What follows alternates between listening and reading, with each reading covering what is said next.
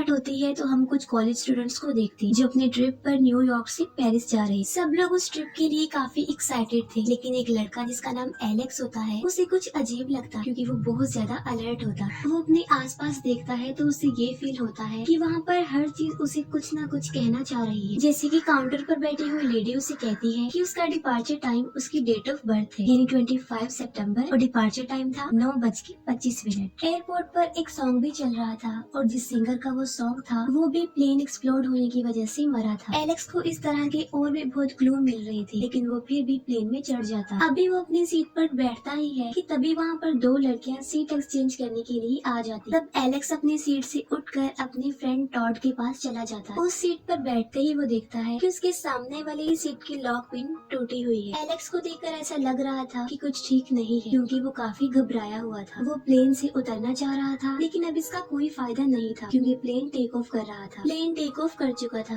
और सब लोग काफी खुश और काफी एक्साइटेड थे, लेकिन टेक ऑफ करते ही उस प्लेन में कोई डिफेक्ट हो जाता है और वो प्लेन कंट्रोल से बाहर हो जाता। सब पैसेंजर्स काफी डर जाते हैं और प्लेन की एक साइड भी खुल जाती है जिससे लोग बाहर गिर रहे हैं। और तभी प्लेन में आग लग जाती है क्योंकि वहाँ पर ब्लास्ट हो गया था और सब लोग इसकी लपेट में आ चुके थे और उसमें एलेक्स भी शामिल। और तभी फौरन एलेक्स की आँख खुल जाती। असल में ये उसका नाइटमेयर था, लेकिन यहाँ पर ये डाउट था कि क्या वाकई वो उसका स्केरी ड्रीम था या फिर वाकई कुछ ऐसा होने वाला, क्योंकि रियलिटी में भी उसके सामने वो दोनों लड़कियां खड़ी हुई थी जो ड्रीम में उसी सीट एक्सचेंज करने आई थी और अब भी वो सीट एक्सचेंज करने की बात कर रही होती, जिस पर एलेक्स बुरी तरह घबरा जाता और वो जल्दी से उठकर अपने फ्रेंड टॉड के पास जाकर बैठ जाता है जिसके साथ वो नाइटमेयर में बैठा था। सीट पर बैठकर वो सामने वाली सीट की लॉक पिन चेक करता है, तब वो सच में टूटी हुई और वो फौरन निकल जाती। सब कुछ एग्जैक्ट वैसे ही हो रहा था जैसे उसने अपने नाइटमेयर में देखा था, यानी वो उसका कोई भी नाइटमेयर नहीं, बल्कि वो इस बात को इंडिकेट कर रहा था कि एलेक्स ने फ्यूचर देख लिया कि नेक्स्ट उनके साथ क्या होने वाला है। ये ह्यूमन नेचर में भी शामिल होता है। जैसे सम टाइम हम ये कहते हैं कि ऐसा जो हुआ है हमने पहले देखा हुआ था। एलेक्स जो कि काफी घबराया हुआ था, उसे कुछ भी समझ नहीं आ रही थी कि अब क्या किया जाए, तो वो चिल्लाते हुए कहता है कि ये प्लेन एक्सप्लोड होने वाला है। उसकी बात सुनकर बाकी पैसेंजर्स भी काफी डर जाते हैं और उसका क्लास फेलो कार्टर उससे लड़ने लगता, जिससे उन दोनों को प्लेन से उतार दिया जाता और उसके साथ उनकी बाकी क्लास फेलोज और फ्रेंड्स भी उतर जाती है। एलेक्स उन सबको बताता है कि उसने प्लेन को एक्सप्लोड होते हुए देखा था जो कि बिल्कुल रियल था। उसकी ये बातें सुनकर कार्टर फिर से उससे लड़ने लगता है और उन दोनों में हाथापाई हो जाती। प्लेन भी टेक ऑफ कर चुका था, लेकिन अब जो होने वाला था वो अनबिलीवेबल, क्योंकि यहाँ पर एलेक्स की बात सच हो जाती है। प्लेन टेक ऑफ करते ही क्रैश हो जाता है और बहुत बड़ा ब्लास्ट होता है। तब वो सब लोग एलेक्स को काफी हैरानगी वाली निगाहों से देख रहे और अब उन्हें एलेक्स से डर भी लगने लगा। एलेक्स के फ्रेंड टॉड का भाई भी उसी प्लेन में था। क्योंकि वो सब लोग सर्वाइवर थे तो दो डिटेक्टिव्स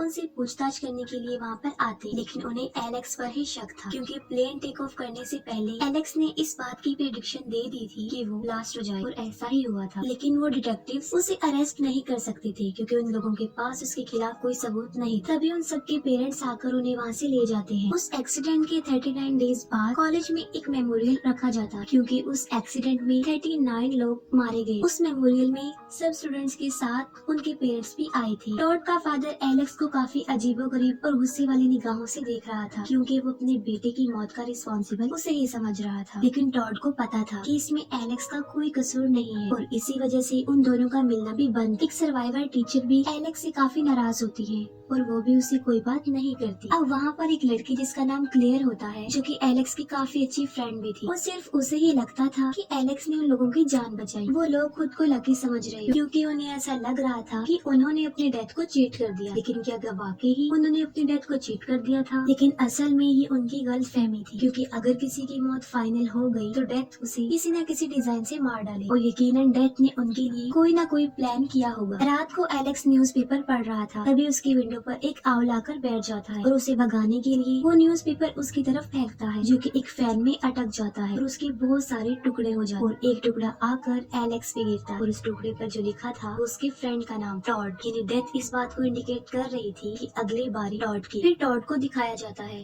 जो कि अपने बाथरूम में होता है और पानी में उसका पाँव स्लिप हो जाता है और उसकी गर्दन से एक वायर लिपट जाती है। वो खुद को बचाने की काफी कोशिश करता है लेकिन इसका कोई भी फायदा नहीं होता और फाइनली उसकी मौत हो जाती है। एलेक्स जल्दी से टॉड के घर जाता है लेकिन अब इसका कोई भी फायदा नहीं था, काफी देर हो चुकी थी। टॉड के पेरेंट्स समझ रहे थे कि उसने सुसाइड कर लिया, लेकिन एलेक्स उन्हें समझाने की कोशिश करता है कि टॉड ऐसा कभी भी नहीं कर सकता था। नेक्स्ट डे एलेक्स क्लेयर के पास जाता है क्योंकि सिर्फ क्लेयर ही थी जो उसकी बातों पर बिलीव करती थी और एलेक्स को लगता था कि टॉड ने सुसाइड नहीं किया और इसीलिए वो दोनों मॉर्ग जाते। वहाँ पर वो दोनों एक आदमी से मिलते हैं जो उन्हें बताता है कि ये सुसाइड नहीं था क्योंकि टॉड ने उस वायर को ड्रैग करने की कोशिश की, यानी खुद को सेव करने की कोशिश की थी। वो ये भी बताता है कि डेथ आने के लिए किसी इंसिडेंट या फिर किसी एक्सीडेंट की जरूरत नहीं होती, बल्कि डेथ सबको एक खास किस्म के डिजाइन से मारती, जिसे एलेक्स ने चीट कर दिया था जब वो उस प्लेन से उतरा था। लेकिन इसका मतलब हरगिज ये नहीं था कि वो मौत से बच गए। टॉड की कंडीशन को देखकर ऐसा लग रहा था कि क्या मौत ने उनके लिए कोई खास किस्म का डिजाइन और प्लान ही सोचा हुआ है और वो सब फ्रेंड्स जो सर्वाइवर हैं एक एक करके मारे जाएंगे। एलेक्स और क्लेयर एक कॉफी शॉप पर बैठकर ये डिस्कशन कर रहे होते हैं कि वो डेथ की नेक्स्ट डिजाइन को कैसे चीट करेंगे, क्योंकि एक बार तो वो अपने डेथ को चीट कर चुका था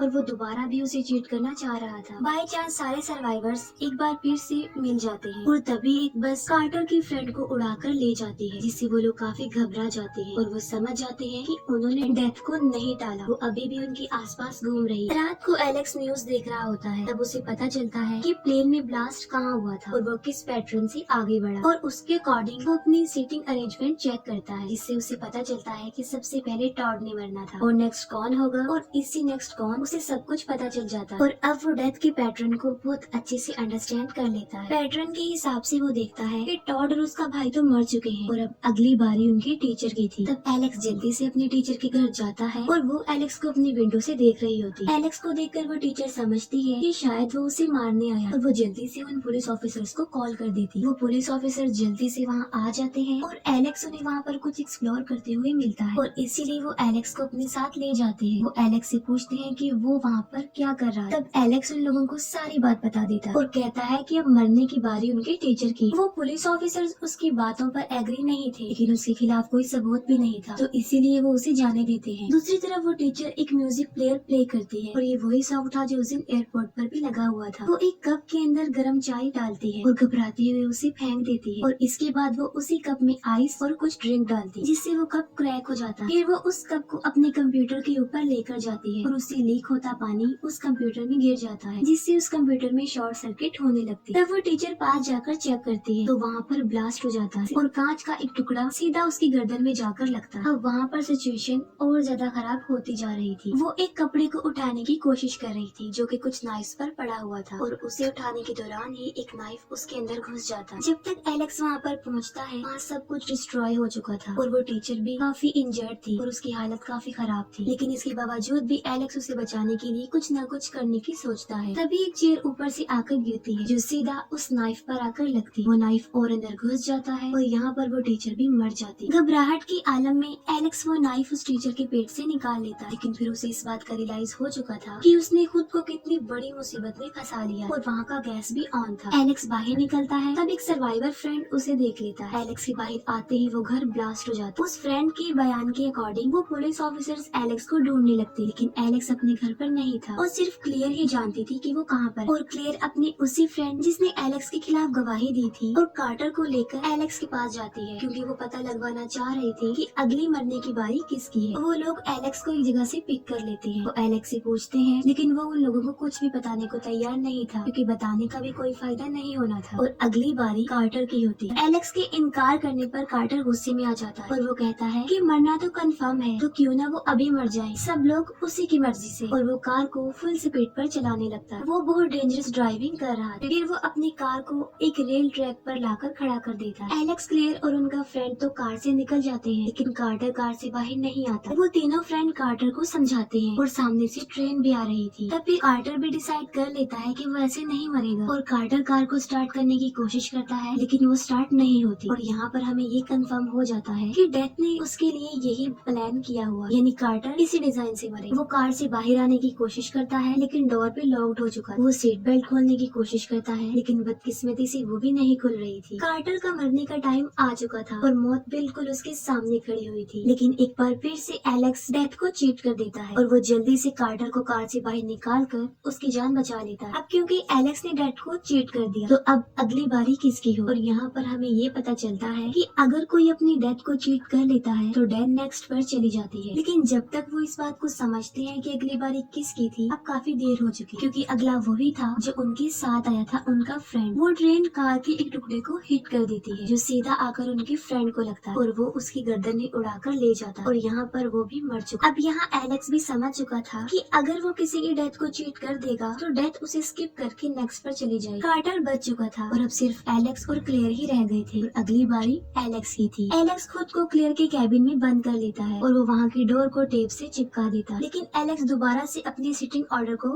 रिकॉल करता है। तब उसे पता चलता है कि अब उसकी बारी नहीं बल्कि क्लेयर की बारी, क्योंकि क्लेयर उसकी अगली सीट पर बैठी हुई थी। क्लेयर को एलेक्स की काफी फिक्र हो रही और वो उन पुलिस ऑफिसर्स को एलेक्स का पता बता देती ताकि वो एलेक्स को सेव कर ले। एलेक्स क्लेयर को बचाने जा रहा था, तभी वहाँ पर वो पुलिस ऑफिसर्स आ जाते हैं। एलेक्स जल्दी से उनसे बचकर भाग जाता है क्योंकि उसे पता था कि वो लोग उसकी कोई भी मदद नहीं कर सके। दूसरी तरफ क्लेयर के घर के बाहर एक इलेक्ट्रिक वायर टूट जाती है और अपने डॉग को बचाने के लिए क्लेयर नीचे आती है। तभी उनका स्विमिंग पूल टूट जाता है और उस पानी में काफी हैवी किस्म का करंट होता है और वो पानी चारों तरफ फैल जाता है, लेकिन क्लेयर किसी तरह अपने डॉग को भी बचा लेती है और खुद एक सीढ़ी पर चढ़कर खुद को सेव कर लेती है। वो अपनी कार में बैठकर जल्दी से वहाँ से निकलने की कोशिश करती है, लेकिन वो वहीं पर ट्रैप हो जाती है। इतनी देर में एलेक्स भी वहाँ पर पहुँच जाता है और वो उसकी हेल्प करने के लिए आगे बढ़ता है। कार के चारों तरफ आग लग चुकी थी और वो इलेक्ट्रिक वायर कार के ऊपर ही पड़ी हुई थी। यहाँ पर हमें पता चलता है कि डेथ ने क्लेयर के लिए यही डिजाइन प्लान किया, लेकिन यहाँ पर भी एलेक्स डेथ को चीट कर देता है क्योंकि एलेक्स उस वायर को हटाकर पीछे फेंक देता है और इतनी ही देर में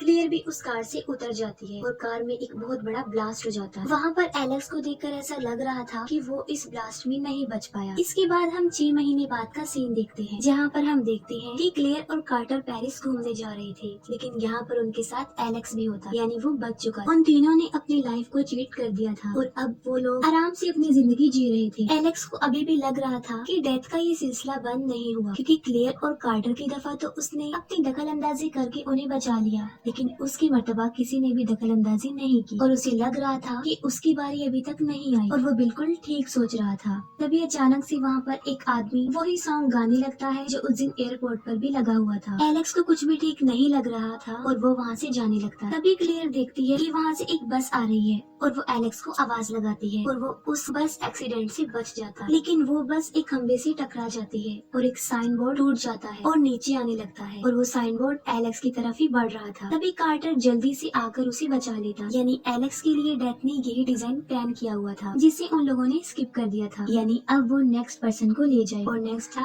कार्टर। लेकिन यहाँ पर वो साइन बोर्ड कार्टर की तरफ आते हुए दिखाई देता है, लेकिन हमें यहाँ पर ये पता नहीं होता कि कार्टर मर गया है या जिंदा बचा है। ये हम इसके नेक्स्ट पार्ट में देखेंगे और ये पार्ट यहीं पर एंड हो जाता है।